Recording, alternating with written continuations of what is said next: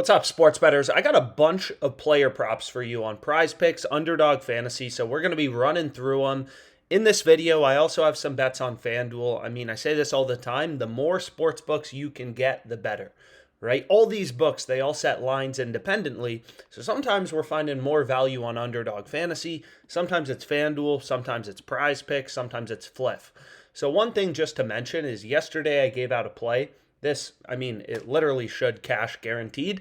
Curry, 1+ point, and this is going to cash, right? So this is a PrizePicks promo. You should definitely be taking advantage of today if you haven't already. Curry to score at least 1 point. They're bringing his point total down from 30.5 to over under half of a point. So this is just a promo PrizePicks is running that you should definitely take advantage of. But anyways, let's get into some of my picks, and we can actually just start out looking at PrizePicks.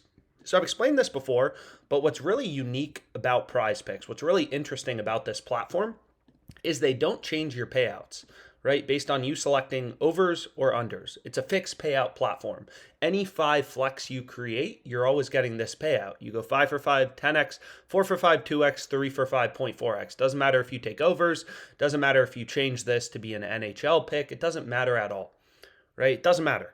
So long story short, if you break down, if you go through, right, PrizePicks payouts, what you end up finding out is you just have to win 54.25% of your picks to be profitable, right? So most people, they can't select over-unders better than 50% of the time. If you have no advantage, you're going to be hitting these 50% of the time.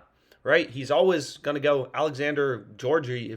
He's always going to go over or under 26.5 saves. So anybody can get 50% correct. The hard part is being able to increase your win rate on PrizePicks to 54.3%, right? Because that makes you profitable. So what you want to do is you want to look at sportsbook odds, right? So the tool I typically start out on is the OddsJam, positive expected value tool. And all this tool does is it reads in lines from PrizePicks, Underdog Fantasy, and just kind of shows you where there's value.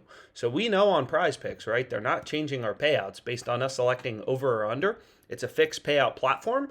So what you want to do when you're trying to find player props that are going to be winning at least 54.25% of the time is use OddsJam, the positive EV tool, and it's just going to show you spots where sportsbooks have an over or an under really heavily favored.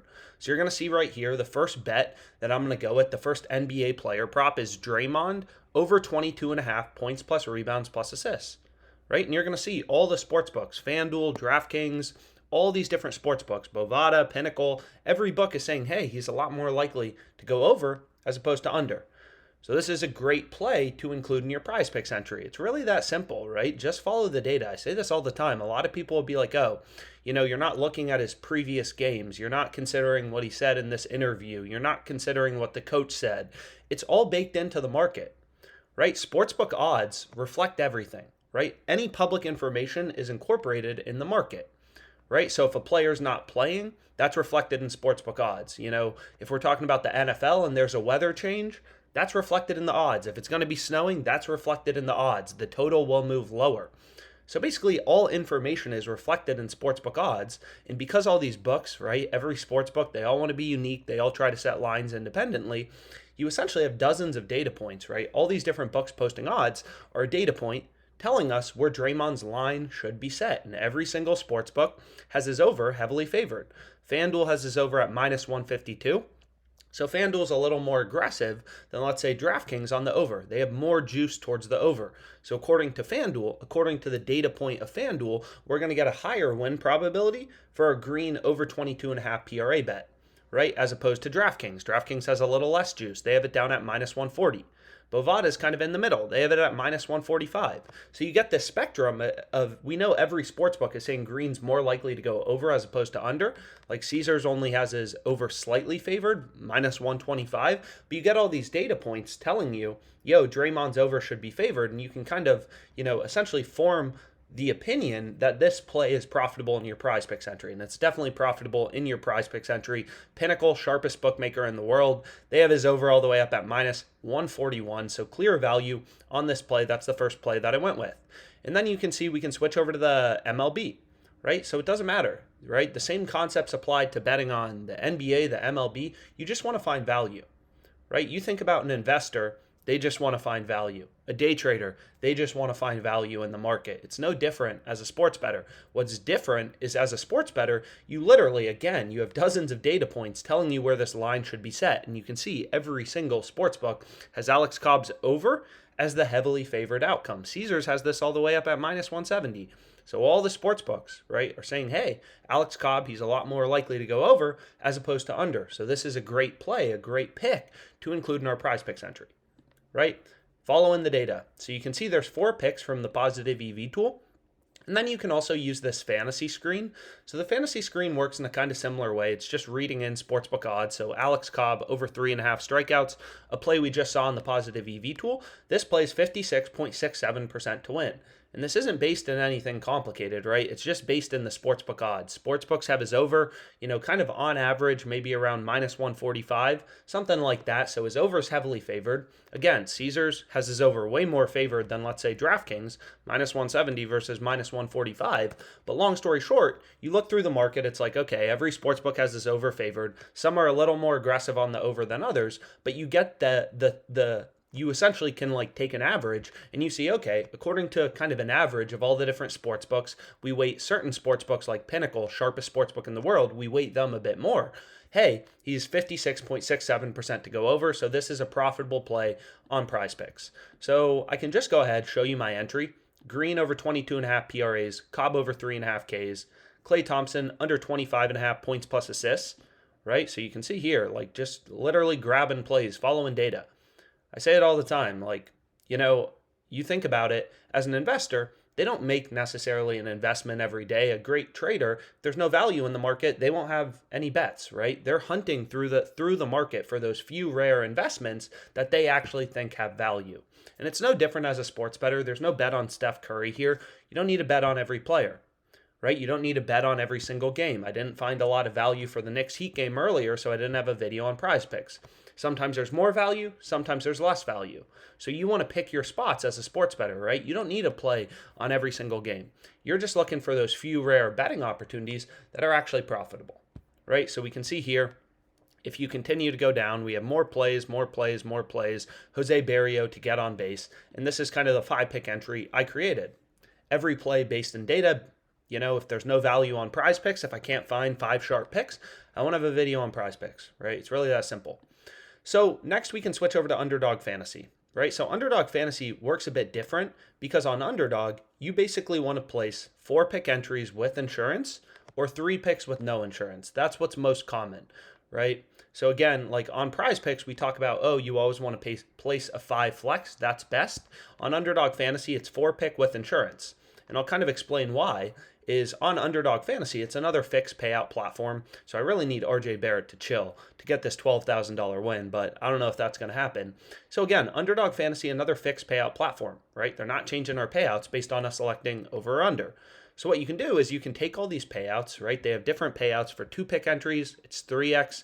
For 3-pick entries, it's 6x. If you do a 4-pick entry, it's a 10x. So you can basically just take all their payouts and just kind of reverse engineer what does my win rate have to be. And what you're going to see is if you place a 2-pick, as an example, no insurance, you need to win 57.8% of your picks, right? So you got to be able to select these over-unders correctly, 57.8% of the time on Underdog Fantasy to be profitable. So if you can select your over-unders, 59% of the time, you'll be profitable playing these 2-pick entries. But you don't want to play 2 picks. And I'll kind of explain why. Is let's say you can win your over-unders correctly, just like these, right? You can select your over-unders correctly 57% of the time. Well, now you're losing on 2-pick entries. You're not even going to be profitable, right? Because again, you got to win at least 57.8% of your picks.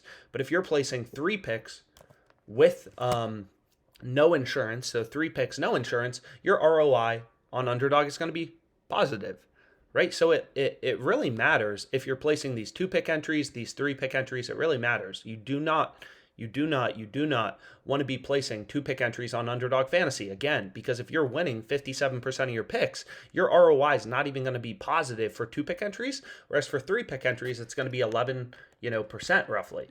And again, nothing complicated going on here. I'm literally just taking the payouts from Underdog Fantasy and backing out what your win probability has to be, and I'll include the spreadsheet kind of in the description. So, profitable bets on FanDuel I've been over. we just went through my PrizePicks play. There can be value on a bunch of different sports books, but I found some pretty good plays on Underdog Fantasy today. So again, Underdog Fantasy not changing our payout based on us selecting over or under. So the first play I found is right here. Jake Cronenworth under 2.5 bases. I have no idea what Underdog Fantasy is doing, right? All the sports books have this around minus 180 odds. So if you think about it, right, you got to remember, like, sportsbook odds relate to win probability.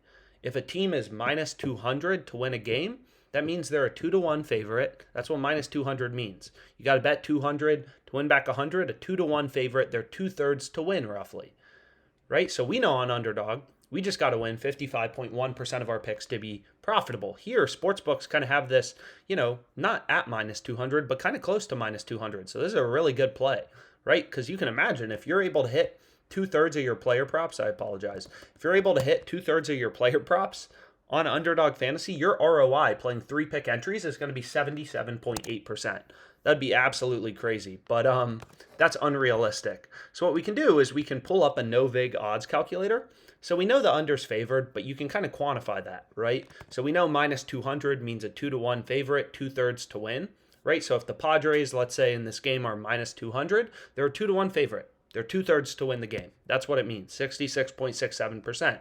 So here, Cronenworth's under is pretty heavily favored, but we want to know, okay, what's the win probability for our bet? So what you can do is you can use a no-vig odds calculator, right? So this calculator just takes a sportsbook's market. So we know Pinnacle, sharpest sportsbook in the world, they have the under all the way at minus 181.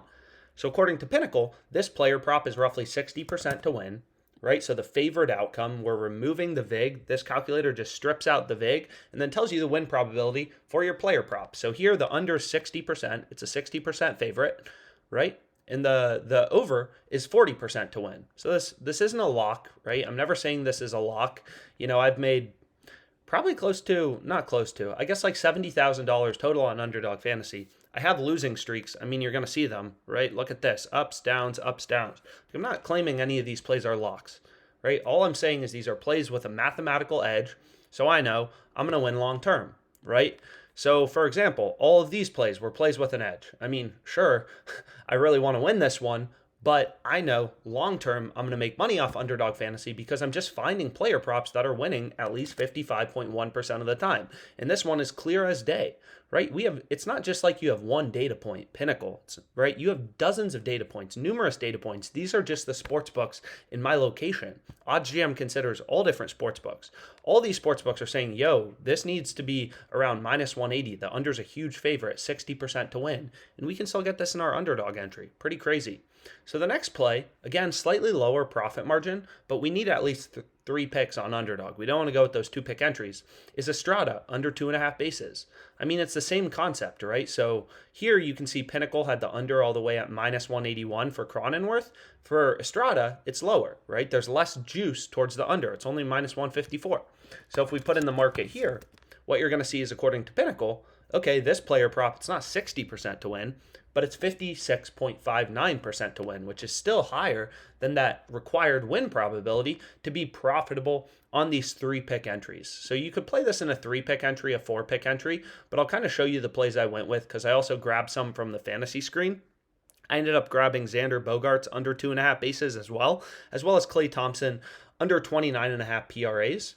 And then I'll kind of show you my entry here. So this is it, 4 picks with insurance. So 4 picks with insurance, you'll see it's basically equivalent to 3 picks with no insurance. You got to win 55% of your player props to be profitable, right? So if you're winning 55.1% of your player props, your ROI for 4 picks with insurance, or we can just do, let's say you're winning, 57% of your picks, your ROI playing 4 picks with insurance is going to be 11.11%. And if you're playing 3 picks with no insurance, it's going to be roughly the same. So it's basically you're indifferent between placing 4 picks with insurance or 3 picks with no insurance. You could do either. It doesn't really matter, right? And again, OddsJam, it works for sportsbooks. I just want to make that clear. Like a lot of people, Underdog Fantasy, it's available in a lot of locations, so we try to do more content on it. But there's 193 sportsbooks on OddsJam, right? The top play is actually on TonyBet, a Canadian sportsbook. So unsurprisingly, I'm not Canadian. I'm not going to be giving out plays on TonyBet because it's not a sportsbook I have access to. It's not available in my location, right? So, but if you're in Canada, there's obviously clearly some profitable bets on it. So you should take a look at all these different sports books. A lot of them have profitable betting opportunities, and you want to sign up for as many as possible, right? More sports books you have, more profitable betting opportunities. I found some value on FanDuel today, some value on Underdog, whatever. And I make money off all these sports books. And 2022 was up over $200,000. That all doesn't come from PrizePicks and Underdog, right? So more sports books you have, the better. The fantasy screen, it also works for PrizePicks Underdog Fantasy. But long story short, here's my 4-pick. Cronenworth, Bogarts, Estrada under 2.5 bases. In the Giants-Padres game, Clay under 29.5 PRAs. Hopefully this video was helpful. I'll include my email in the description. All these spreadsheets kind of breaking down the math, I'll include those in the description. And let's